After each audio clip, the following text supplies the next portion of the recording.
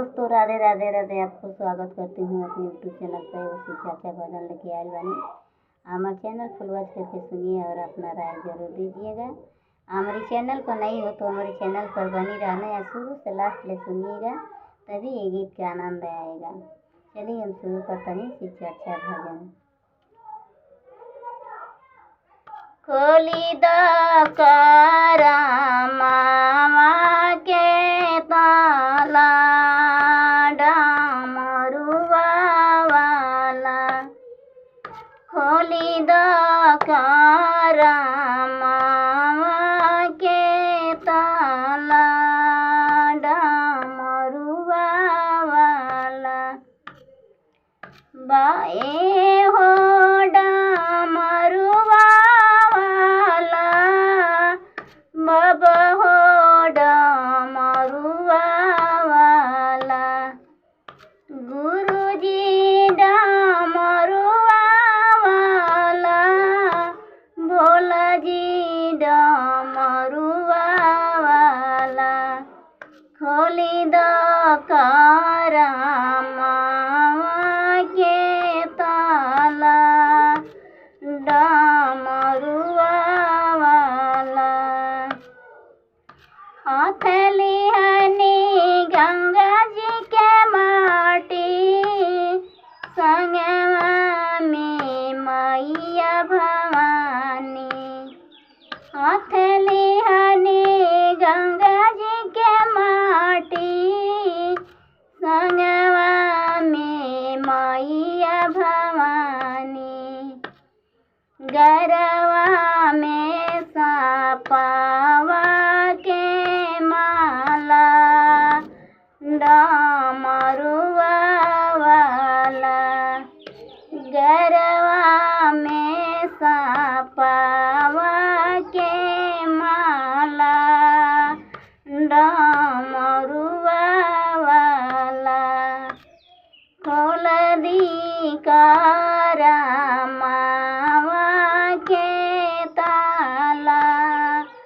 डमरुआ वाला, बाबा हो डमरुआ वाला, भोला हो डमरुआ वाला, खोल दी करामा के ताला डमरुआ वाला, कईनी समुंदर मठन, जटलियनी अमृत साचल, कईनी समुंदर मठन, जटलियनी अमृत साचल, रौरे पियानी दिसावा के प्याला डमरुआ वाला, रौरे पियानी दिसावा के प्याला डमरुआ वाला, खोल दी करामा के ताला डमरुआ वाला,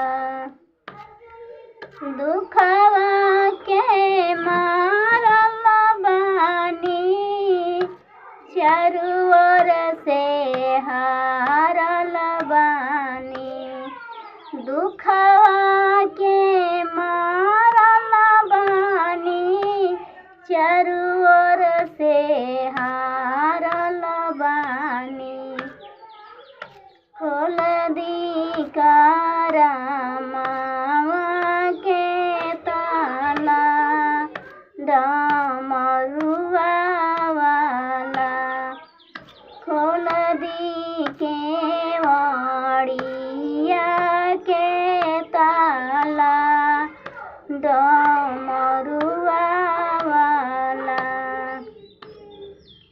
खोल दी करामा के ताला डमरुआ वाला।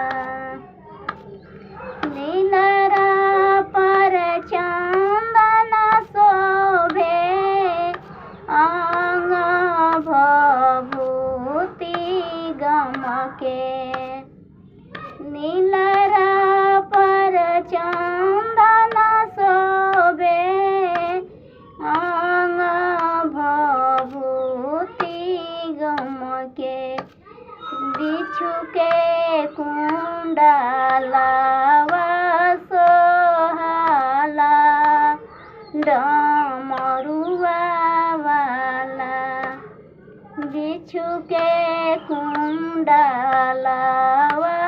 सोहाला डमरुआ वाला खोल दी करमावा के ताला डमरुआ वाला खोल दी करमावा के ताला डमरुआ वाला। हर हर महादेव की जय, मैया भवानी की जय, संग में कार्तिक गणेश की जय, धरती पर बैठल धरती मैया की जय। बोलिए एक बेर बोलिए प्रेम से सच्चे दरबार की जय।